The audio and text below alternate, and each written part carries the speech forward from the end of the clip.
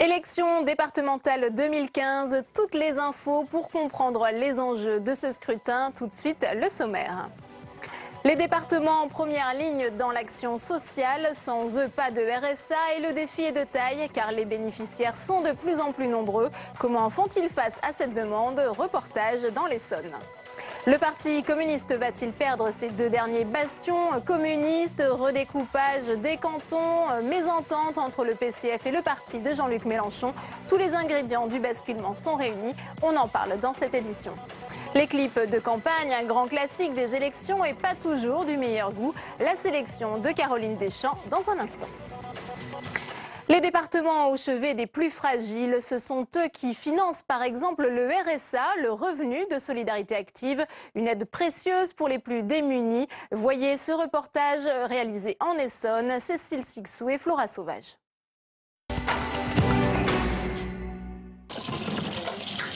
Il y a 4 ans, Bali travaillait encore comme agent de nettoyage. Mais en 2011, elle est licenciée suite à des problèmes de santé. De CDI, elle passe à des CDD, puis à des contrats d'intérim. Voilà, tout est là. Tous mes contrats sont là. Aujourd'hui, elle vit seule dans ce studio et touche le RSA, près de 500 € par mois. Ce matin, elle a rendez-vous à la Maison des Solidarités de Palaiseau. Ici, des agents du département accueillent et conseillent les habitants en difficulté. Je vous remercie d'être venu, Bali. Je voulais qu'on fasse un petit peu le point par rapport à l'action Rompre l'isolement. Bali vient faire le point sur le projet de chorale auquel elle participe avec d'autres allocataires du RSA, une initiative mise en place par le département pour rompre l'isolement. Cette action, elle est vraiment là en fait pour que les gens puissent tisser du lien social. Voilà, côtoyer en tout cas d'autres personnes, valoriser leurs compétences, reprendre confiance en eux et puis aussi se faire plaisir parce qu'on a aussi le droit de se faire plaisir même quand on est bénéficiaire du RSA. J'oublie mes soucis déjà et je me suis familiarisée avec toutes les gens qui sont là et j'aime bien. Je suis passé à l'accueil. Comme Bali, dans le bureau adjacent, Maurice, lui aussi touche le RSA depuis janvier 2014. Ce matin, il rencontre l'assistante sociale. J'ai peut-être essayé de trouver autre chose si je ne trouve pas dans la branche où je travaillais. Il parle de son projet professionnel avec Bénédicte. Elle l'aide à trouver des solutions adaptées pour le faire revenir dans l'emploi. Quand on arrive à 50 ans et qu'on ne retrouve pas de boulot dans sa branche, Maurice l'a dit, lui, il s'est remis en cause, il cherche autre chose.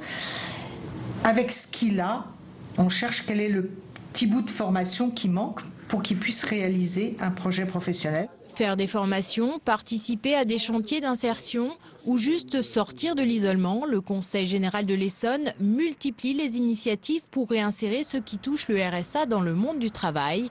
Car dans le département francilien, les allocataires sont nombreux, 26 000 au total, et ce chiffre n'a cessé d'augmenter depuis 2009.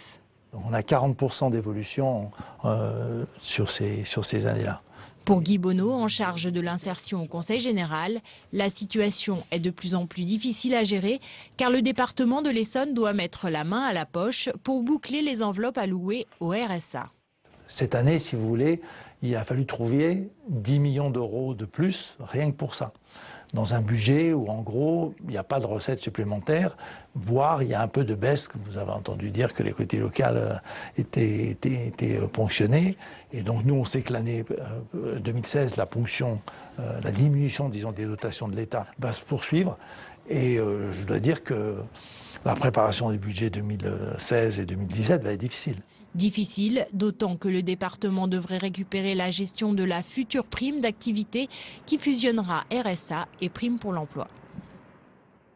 Cécile Sixou nous a rejoint sur ce plateau. Alors avec Flora Sauvage, vous avez réalisé ce reportage en Essonne. On le voit, les départements sont en première ligne en matière d'action sociale et notamment avec cette prime d'activité. Que va-t-il se passer pour les départements, Cécile? Oui, alors comme je dis à la fin du reportage, l'idée de la prime d'activité, c'est de fusionner deux allocations existantes que sont le RSA et la prime pour l'emploi en une seule.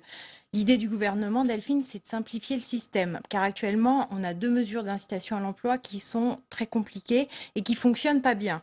Donc cette prime, elle sera plus ciblée, elle sera conditionnée aux revenus, elle sera aussi ouverte aux moins de 25 ans et les bénéficiaires pourront toucher plus. Donc au total, il y aura près de 4 millions de personnes qui pourraient en bénéficier à partir du 1er janvier 2016. Est-ce que les départements vont également s'occuper de cette prime d'activité, Cécile? Eh bien, on ne sait pas encore, Delphine. En tout cas, l'Association des départements de France que j'ai eue au téléphone m'ont dit qu'ils n'étaient pas contre, mais à condition qu'ils ne soient pas qu'une banque.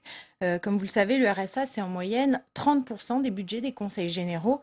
Donc les départements ne veulent pas être qu'un simple organisme de gestion, ils veulent que la prime soit associée à des politiques d'insertion, comme on a pu le voir dans le reportage en Essonne. Voilà, on aura de toute manière une réponse après les départementales, puisqu'il y a un groupe de travail qui va être mis en place pour répondre à cette question et pour aussi parler du financement du RSA dans son ensemble. Merci beaucoup, Cécile. En perte de vitesse depuis plusieurs années, le communisme départemental pourrait tout simplement disparaître d'ici à la fin du mois, victime de la dispersion de la gauche. Quentin Calmy. Crédité de 9% dans les sondages, le Parti communiste ne profite pas de l'essoufflement des socialistes. Pire encore, il pourrait perdre l'Allier et le Val-de-Marne, les 2 derniers départements qu'il dirige. Mais Pierre Laurent refuse d'y voir la perte d'un ancrage local. Nous restons une force locale très, très importante. Nous avons beaucoup d'enracinement dans ce travail local. Et nous ne sommes pas dépendants du point de vue de la vie du Parti communiste, de l'existence ou pas de telle ou telle présidence de conseil général. Conserver à tout prix au moins le Val-de-Marne. Ce département, c'est 1 300 000 habitants. Depuis début mars, Christian Favier jette toutes ses forces dans la bataille et défend son bilan. Ici, on est dans un département où, peut-être contrairement à ce qui s'est fait au plan gouvernemental, les promesses ont été tenues. Je pense aux ordinateurs portables qui sont remis à tous les élèves des collèges, à tous les collégiens qui rentrent en 6e. Et je crois que les Val-de-Marnais, au-delà d'ailleurs même de la gauche, souvent tiennent aussi à cette politique-là, ils sont attachés. Ambition des élus communistes, dénoncer l'austérité des politiques actuelles et faire des départements un rempart contre l'austérité.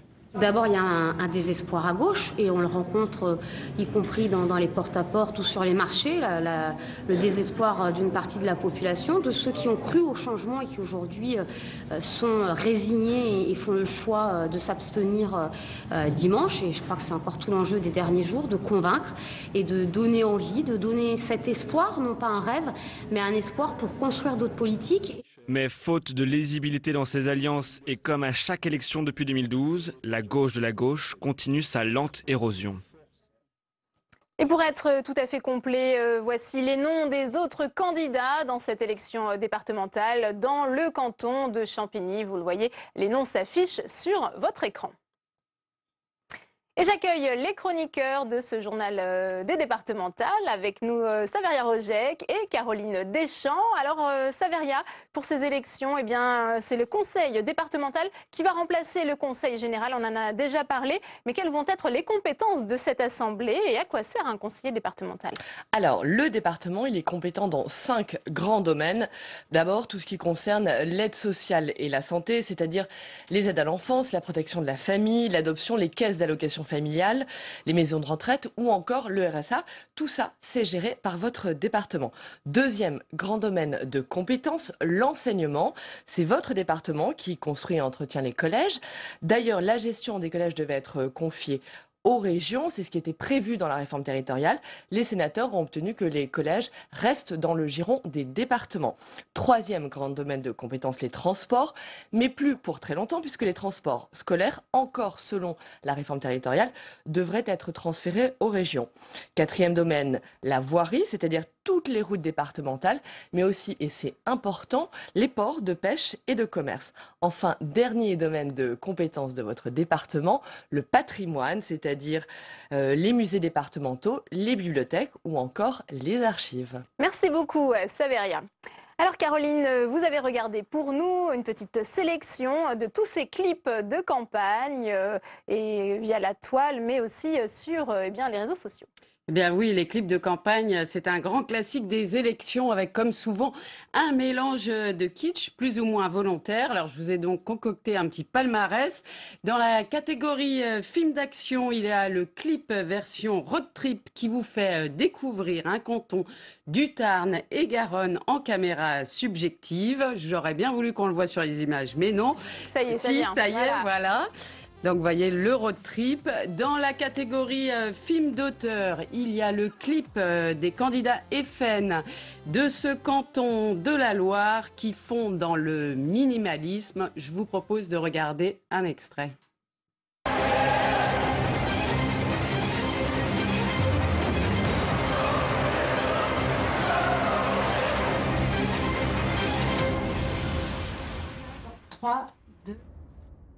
Alors ça, en fait, c'était le prix des effets spéciaux. Hein. C'était les candidats PS dans le Nord. Vous avez vu avec plein de feux d'artifice. Donc, dans la catégorie, je le disais, film d'auteur, il y a le clip des candidats FN. Et vous allez le voir, c'est très minimaliste.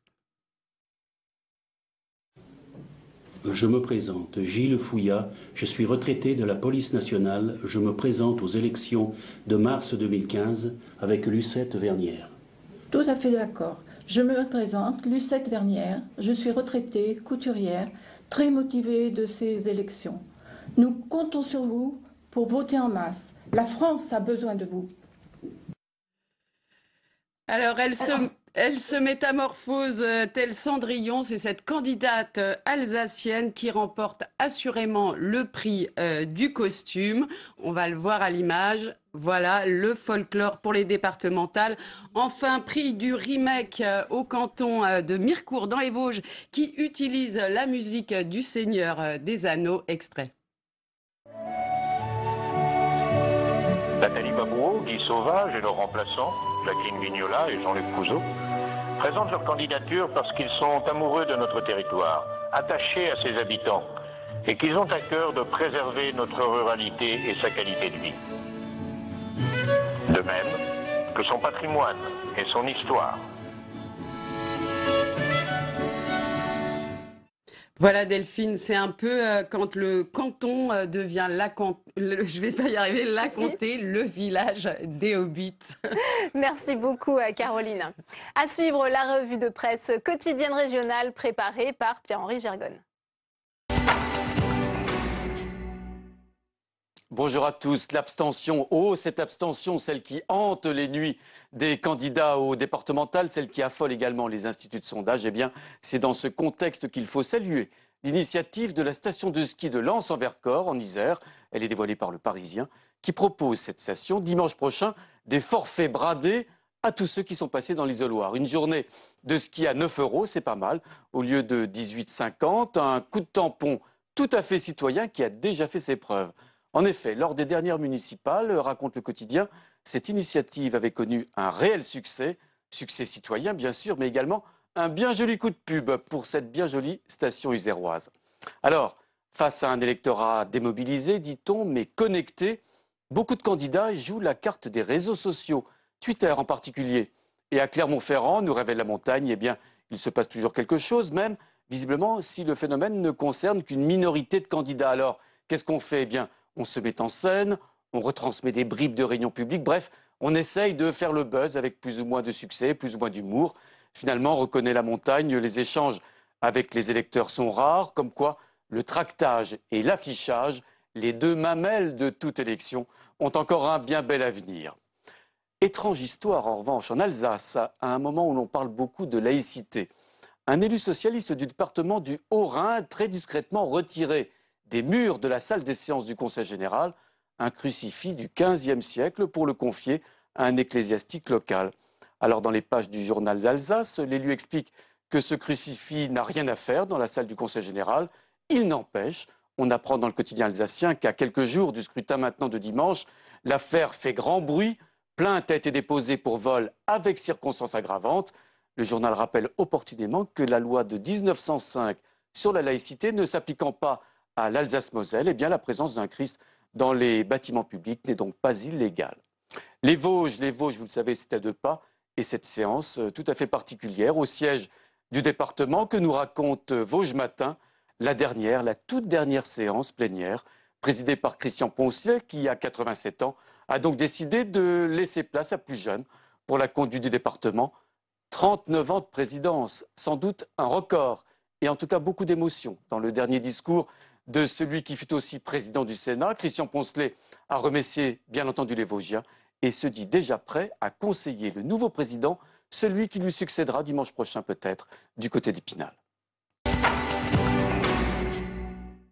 C'est la fin de ce journal des départementales. Si vous souhaitez le revoir, notre site internet publicsénat.fr. Très bonne suite des programmes sur notre antenne.